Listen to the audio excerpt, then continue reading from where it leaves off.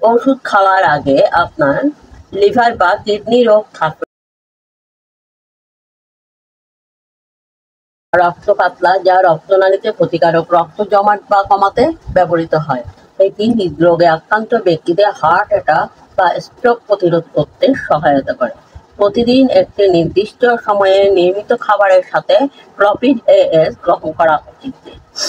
আপনার ডাক্তারের দ্বারা নির্ধারিত সময়সূচি অনুযায়ী সমানভাবে ব্যবধানে নিয়মিত এটি গ্রহণ করা উচিত। প্রতিদিন একই সময়ে এটি গ্রহণ করা আপনাকে এটি নেওয়ার কথা মনে রাখতে সহায়তা করবে।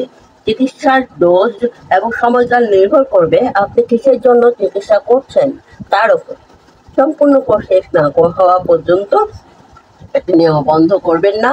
এমনকি যখন আপনি ভালো বোধ করেন, কম চর্বিযুক্ত খাদ্য, ব্যায়াম এবং ধূমপান না করার মতো জীবনধারার পরিবর্তনগুলো এই ওষুধটিকে আরও ভালো কাজ করতে সাহায্য করতে পারে।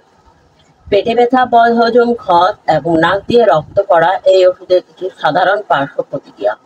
এই ওষুধটি আপনার রক্তপাতের ঝুঁকি বাড়ায়, তাই শেভ করার সময়, নখ কাটা এবং ধারালো জিনিস ব্যবহার করার সময় সতর্কতা অবলম্বন করা গুরুত্বপূর্ণ।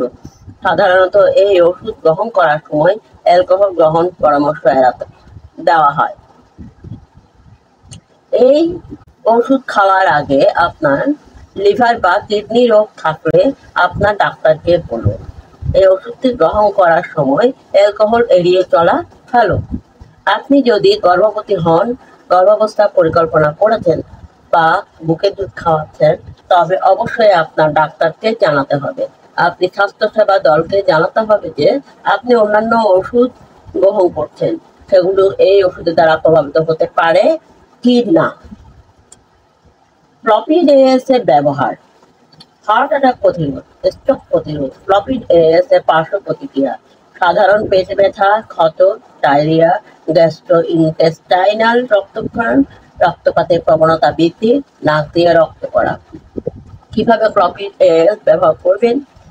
ডাক্তারের পরামর্শ অনুযায়ী এই ওষুধটি ডোজ এবং সময়কালের মধ্যে নিন। সম্পূর্ণরূপে গিলে ফেলুন, চিবাবেন না, চূর্ণ করবেন না, ভাঙবেন না। প্রপিড এএস কে খাবারের সাথে নিতে হবে। প্রপিড এএস হলো দুটি অ্যান্টি প্লেটলেট ওষুধের সংমিশ্রণ।